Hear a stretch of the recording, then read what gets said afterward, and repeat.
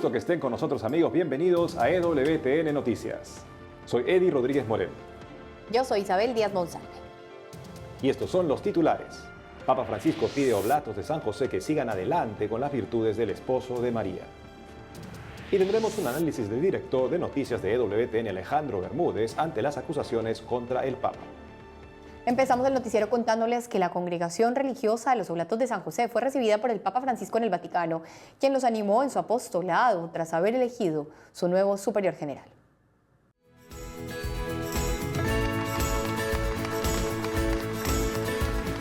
El Papa Francisco recibió en el Vaticano hace unos días a cerca de 50 participantes en el capítulo general de la congregación religiosa Los Oblatos de San José, quienes han elegido a su nuevo superior general. En el encuentro, el pontífice los animó a perseverar en el ámbito apostólico. Voi insegnate con la vita y con le parole. Ustedes enseñan con la vida y las palabras que el ejemplo de José de Nazaret, consagrado plenamente al servicio de Jesús, siga siendo el modo más sencillo, seguro y fascinante de realizar plena y gozosamente la vida y la vocación cristiana. La vita e le vocazioni cristiane. Asimismo, haciendo referencia a los tiempos de relativismo desenfrenado que destruye las bases del edificio de la fe, el Papa aseveró que el mandato de San José Marello, fundador de los Oblatos, es hoy más pertinente que nunca. La alegría más grande es hablar a los jóvenes de Jesucristo, leyendo con ellos el Evangelio, confrontándolos junto con la vida. Este es el mejor camino para construir un futuro sólido. De esta manera, el sumo pontífice demostró su agrado al recibirlos y saludó en particular al padre Pelzarsi, nuevo superior general. Finalmente, oró por esta congregación.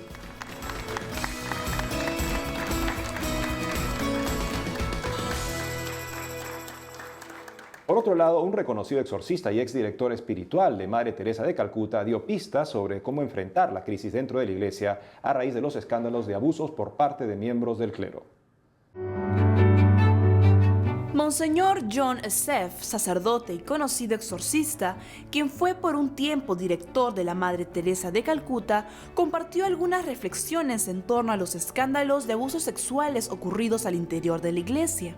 Monseñor Esseff ha sido exorcista por más de 40 años, tiene 65 años de sacerdote y hoy es formador de futuros exorcistas. A través de una columna del National Catholic Register, Monseñor Esseff dio varias luces para comprender mejor la situación actual y exhortó a los fieles de la diócesis de Scranton, Pensilvania, a no perder la fe. El presbítero recordó que cuando se ordenó, el sacerdocio era para bendecir y cuidar a los niños. Sin embargo, con los escándalos en la iglesia, eso ha sido dañado. Pese a todo, Monseñor John Esseff ve con esperanza el futuro y no sin fundamento. En un reciente encuentro con 177 seminaristas en Omaha, Nebraska, ellos le manifestaron, en medio del dolor, su deseo de asistir a la iglesia. Por eso, el exorcista los pensó como bomberos, en alusión al recuerdo marcado de aquellos hombres que salieron al rescate de las víctimas de la catástrofe del 11 de septiembre de 2001. Finalmente, recordó que la santidad no es una cuestión de cargos o de rango. Los escándalos muestran que el rango no significa necesariamente santidad. En sus palabras, esta se da cuando estamos personalmente comprometidos con Cristo y respondemos a esa vocación que está allí, de igual forma para cualquiera que desee responder. Por otro lado, los obispos de Argentina y Perú expresaron su apoyo y respaldo al Papa Francisco en medio de lo que consideran intentos para desestabilizar a la Iglesia y a su ministerio. En una carta dirigida al Papa Francisco, la Conferencia Episcopal de Argentina señaló que como pueblo de Dios, los pastores y fieles del país manifiestan su fraterna y filial cercanía al Sumo Pontífice y agregaron que comparten sus dolores y esperanzas. Este comunicado se debe a que el pasado 25 de agosto, Monseñor Carlo María Viganò, exnuncio en Estados Unidos, publicó una carta de 11 páginas asegurando que diversos sacerdotes, obispos, cardenales e incluso el Papa Francisco conocían de los abusos del ex cardenal Theodore McCarrick y actuaron negligentemente o lo encubrieron. Además, Monseñor Viganó afirmó que al inicio de su pontificado, en 2013, Francisco le retiró a McCarrick las sanciones supuestamente impuestas por su predecesor, el hoy Papa Emérito Benedicto XVI. Frente a este panorama, los obispos de Argentina recordaron las palabras del Papa en su exhortación apostólica Gaudete et Exsultate, donde escribió que la cruz, sobre todos los cansancios y los dolores que soportamos por vivir el mandamiento del amor y el camino de la justicia, es fuente de maduración y de santificación. Por su parte, la Conferencia Episcopal Peruana expresó su pleno, fraterno y episcopal respaldo al Papa Francisco en medio de lo que consideran intentos de desestabilizar a la Iglesia y a su ministerio.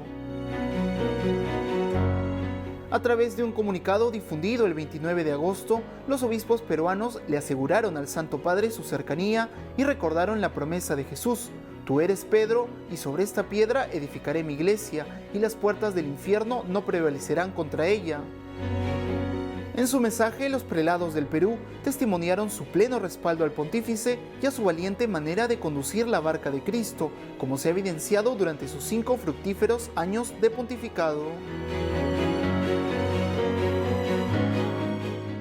En una situación de confusión como esta, cabe preguntarse qué debe uno hacer. Por un lado, obispos que validan la credibilidad, la integridad del ex embajador del Papa en Washington. Por otro lado, personas que cuestionan sus intenciones. Bueno, es nuestra misión en EWTN Noticias traer, como el Santo Padre ha pedido, un trabajo investigativo serio para que las personas puedan sacar sus propias conclusiones. Podemos escuchar voces de uno u otro lado, pero lo que tenemos que hacer es mirar a Jesús, quien fundó la iglesia, para que nos ayude, y pedir al Espíritu Santo también que ilumine a todos.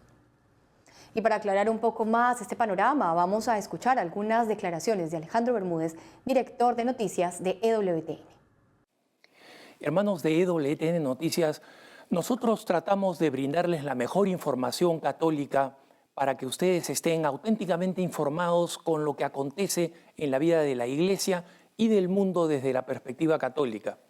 Sin embargo, hay circunstancias en las que es necesario proporcionar contexto a muchas de las noticias que damos. Y este es el caso con las noticias que hemos venido reportando y que vamos a seguir reportando sobre el conflicto en torno a la posibilidad de que Su Santidad el Papa Francisco renuncie supuestamente a raíz de los casos de abuso sexual producidos por miembros de la Iglesia alrededor del mundo, pero especialmente en los Estados Unidos de América, en el caso del ex cardenal Theodore McCarrick. Es importante que ustedes tengan el contexto y por eso, como director de noticias de EWTN, he querido darles este marco de comprensión de las noticias que hemos venido informando y que tenemos el deber de seguir informando. Como saben ustedes, mientras el Papa se encontraba clausurando el Encuentro Mundial de las Familias en Irlanda, el ex nuncio de los Estados Unidos, el arzobispo Carlo María Viganó, ya retirado de 77 años, publicó una carta de 11 páginas acusando a numerosas autoridades de la Iglesia en los Estados Unidos y también autoridades en el Vaticano de haber sabido de los abusos escandalosos que había tenido el ex cardenal Theodore McCarrick y de no haber actuado a tiempo al respecto. Y en esta carta de 11 páginas ha implicado al Papa Francisco diciendo que él retiró determinadas penalidades que su predecesor, el Papa Benedicto, había impuesto en McCarrick y le había dado el rol que ha tenido hasta hace muy poco en que las acusaciones se hicieron masivamente públicas. Un elemento que necesitamos tener en cuenta es que de regreso de Irlanda durante la conferencia de prensa que el Papa dio en el avión, dijo que él no iba a hacer declaraciones sobre este tema e iba a dejar a los periodistas que hicieran su propia investigación. Eso es lo que nosotros estamos haciendo, siguiendo siempre el espíritu y el marco católico para interpretar la realidad y en espíritu de fidelidad al Santo Padre, que es el vicario de Cristo en la tierra. Pero como él mismo ha pedido, él ha dejado las puertas abiertas a esta situación de falta de claridad en la Iglesia y de inquietud para muchas personas en términos de qué es lo que va a pasar, quiénes van a renunciar, quiénes van a ser defenestrados de sus cargos, quiénes no van a ser defenestrados, va a renunciar el Papa o no va a renunciar. Esas puertas están abiertas y esas puertas van a seguir abiertas y lamentablemente nosotros no podemos darle ninguna conclusión. Los más sensibles pastores y obispos han pedido mucha oración por el Santo Padre, mucha oración por la Iglesia, ayuno, penitencia, adoración al Santísimo. Es asombroso ver la gama de pastores en distintas partes del mundo que han recomendado a los fieles estas actitudes. Y también los fieles tenemos la responsabilidad de exigirle a los pastores que ellos sean transparentes en todo lo que tiene que ver con el manejo de la Iglesia, específicamente de los seminarios, de los nombramientos a las parroquias, del estado espiritual de los sacerdotes, y siempre confiando en nuestro propio sacerdote si es que en nuestra parroquia tenemos la bendición que tiene la gran mayoría de fieles de tener un buen sacerdote. Pero es importante que ustedes sepan que EWTN Noticias ha cubierto esta información y va a seguir cubriendo esa información y hay que entenderla en ese marco de cierta incertidumbre que vamos a estar viviendo con todas estas noticias apareciendo. Soy Alejandro Bermúdez y quiero dejarlos en compañía de EWTN Noticias. Sigan con su sintonía. Después de escuchar las palabras de nuestro director, nos queda claro que como prensa tenemos que seguir trabajando, investigando y anunciando la verdad, pero también siempre confiados, iluminados, rezando, pidiendo, ayunando. En este momento que es difícil para la Iglesia. Esta neutralidad que tenemos que tener de alguna manera ante los hechos para poder investigar las noticias y llegar al fondo no quiere decir indiferencia. Todos nos sentimos comprometidos espiritualmente cuando se toca a la Iglesia, se toca a su jerarquía, se toca al Santo Padre. A todos nos llama a orar y a hacer penitencia porque la Iglesia salga de esta prueba más santa y llegue a poner detrás de sí estos terribles escándalos que han escalado hasta esta crisis actual. Amigos, tenemos que hacer una pausa, pero al volver, Cáritas India hace un llamado a la solidaridad por los afectados de inundaciones en Kerala. Arzobispo emérito de Maracaibo asegura que la migración venezolana es el grito de un pueblo desesperado. Convocan a voluntarios para la JMJ Panamá 2019. Ya retornamos con más información en EWTN Noticias.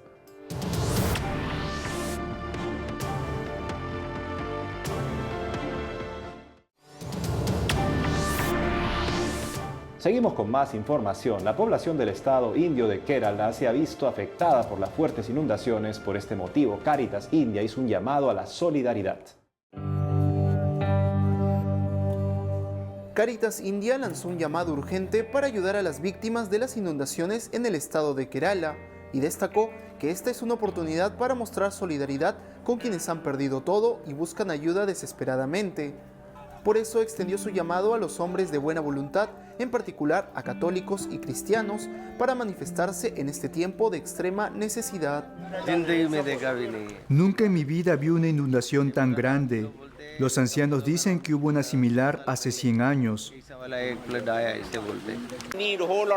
Por supuesto, necesitamos mucha ayuda del resto de la humanidad, no solo de la India, sino en el resto del mundo. Quiero decir que esta es una tragedia humanitaria, no solo de Kerala. Las lluvias torrenciales comenzaron el 8 de agosto y han provocado inundaciones y deslizamientos de tierra, causando el colapso de casas y puentes en el estado sureño de Kerala, conocido por sus hermosas playas. Ahora miles de sus habitantes no tienen casa donde dormir, su comida se ha estropeado y carecen también de medicinas y agua potable. Según datos oficiales, más de 380 personas han perdido la vida, 38 se encuentran desaparecidas y 133 están hospitalizadas. Asimismo, unas 21.000 casas han sufrido daños y 40.000 hectáreas de cultivos se han perdido.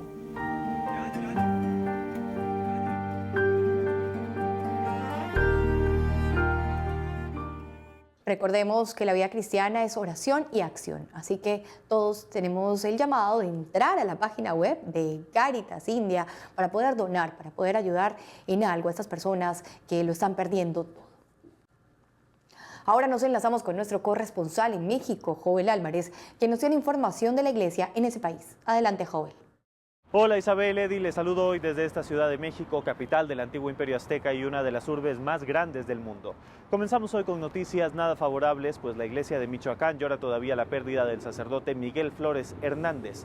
El sacerdote había sido declarado desaparecido el 18 de agosto cuando se dirigía a Mataguarán a oficiar una misa. Desde entonces se activaron las alertas de búsqueda que cesaron el 24 de agosto cuando fue encontrado en avanzado estado de descomposición en la población de Nueva Italia. En un comunicado de prensa, el arzobispo de Morelia, Michoacán, Monseñor Carlos Garfias, se unió al dolor de los familiares y expresó sus condolencias a los misioneros de la Sagrada Familia por el lamentable deceso. En conferencia de prensa, Monseñor Herculano Medina, arzobispo auxiliar de Morelia, aseguró que el homicidio no se relaciona con el crimen organizado y pudo haberse tratado de un robo de la camioneta que conducía el sacerdote. El estado de Guerrero y la Ciudad de México son los estados más peligrosos para ejercer el sacerdocio en este país, pues 23 sacerdotes han sido asesinados durante el sexenio de Enrique Peña Nieto. Vamos a otra información, justamente está por terminar el gobierno de Enrique Peña Nieto, entrará Andrés Manuel López Obrador y este es un cambio que trae incertidumbre a la iglesia de este país. Grupos cercanos a López Obrador y el Movimiento de Regeneración Nacional Morena, que él encabeza, se han pronunciado recientemente en favor del aborto. Para Jorge Alcocer, próximo ministro de Salud, el aborto, cito, es una decisión personal y es un derecho de la mujer. No tenemos por qué meter otras instancias que no son las que regulan la atención de la salud. Concluyo la cita. Esto como un mensaje claro de denostación a la posición de la Iglesia. Según Alcocer, aunque todavía no está en la ley, la legislación del aborto es una propuesta que estudiará el próximo gobierno. A estas declaraciones se suma la intención de la secretaria de Gobernación de López Obrador, Olga Sánchez Cordero, de promover el aborto y la eutanasia como modalidades de lo que llama muerte digna. Son temas sin duda alguna muy sensibles para la población de este país y que merecen toda nuestra atención. Seguiremos informándoles al respecto. Desde la Ciudad de México informó para EWTN Noticias, Joel Álvarez. Muchas gracias, Joel. Yo quiero retomar un poco la noticia del sacerdote asesinado. México es un lugar muy hostil para los sacerdotes, no es el primero que ha muerto, así que creo que las autoridades tienen que velar por estos religiosos que realmente lo que hacen es brindar un servicio a las personas y que están ahí para ayudar, para sembrar vida, para sembrar paz, y está haciendo con ellos todo lo contrario, los están asesinando. Haría bien el presidente electo López Obrador en pensar en lo que dijo la Santa Teresa de Calcuta, que el aborto es el mayor destructor de la paz. Porque si le decimos a una mujer que puede matar a su hijo, ¿cómo puedo después decirle a alguien que no me agreda? El Estado no debe convertirse en un agresor de las personas más inocentes si es que busca verdaderamente una cultura de paz y seguridad para sus ciudadanos. Por otro lado, la inmigración venezolana continúa y un arzobispo emérito la ha catalogado como el grito desesperado de un pueblo. El arzobispo emérito de Maracaibo, en Venezuela, Monseñor Ubaldo Santana, manifestó que la emigración de millones de venezolanos constituye un grito desesperado de protesta de un pueblo que no quiere perder su dignidad. A través de su cuenta de Twitter, el prelado también señaló que ese país se encuentra condenado a sobrevivir, pero que no deja de reclamar sus derechos fundamentales hoy violentados. Por otro lado, el prelado agradeció la solidaridad de las diócesis fronterizas de Cúcuta y Riohacha en Colombia y de Boavista en Brasil, quienes acogen a las miles de personas que llegan a esos lugares diariamente. Al respecto, la diócesis de Cúcuta, a través de un comunicado, dejó en claro que se mantendrán los esfuerzos para ayudar a los migrantes que llegan a esa jurisdicción transitoriamente en dirección a otras ciudades colombianas o de países vecinos como Ecuador y Perú, ya que durante el recorrido los migrantes se ven expuestos al clima, al hambre o al cansancio. La diócesis de Cúcuta los abastece con un kit de supervivencia. Venezuela es un país que gime y grita justamente de dolor y el único que parece no impresionarle este clamor de su pueblo es al presidente que usa cada manifestación de esta crisis que está sufriendo su población como si fuera un complot extranjero, como si no fuera la causa de la crisis económica y social sin precedentes que vive el país. En otras noticias, la Iglesia en Uruguay recibió un nuevo nuncio apostólico para este país. Hace unos días llegó a Uruguay el nuevo nuncio apostólico de este país, Monseñor Martín Krebs, quien fue recibido por el secretario de la Nunciatura Apostólica, Monseñor Simón Bolívar, y los miembros del Consejo Permanente de la Conferencia Episcopal. A la bienvenida también asistió el director de Protocolo y Ceremonial de Estado de la Cancillería de Uruguay, el embajador Eduardo Boussout.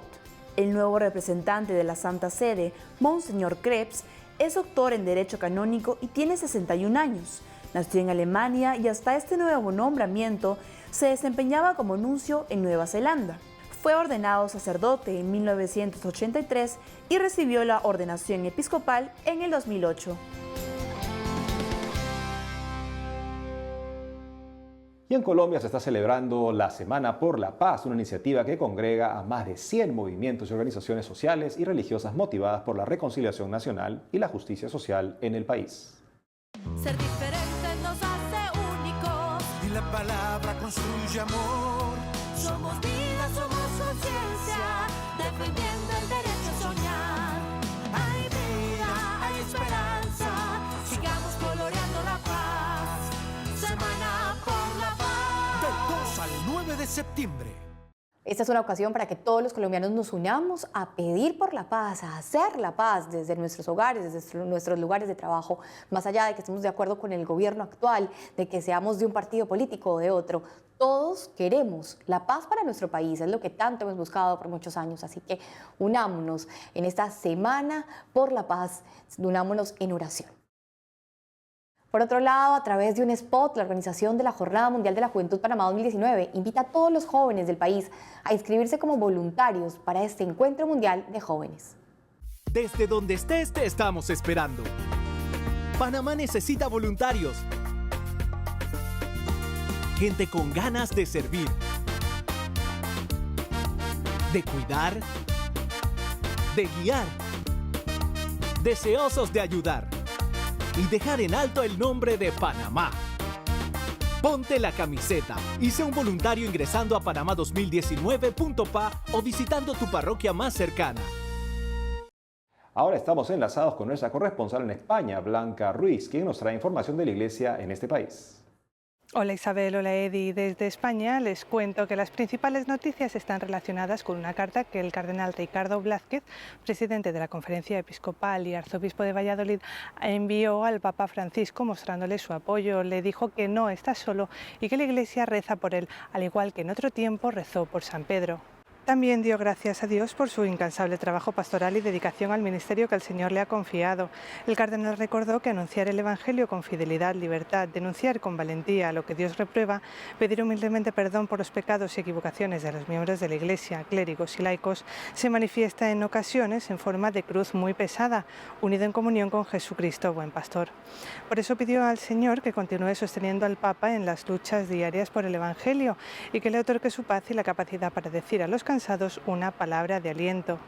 Pero además también queremos contarles cómo va la reconstrucción de la llanura de Nínive en Irak.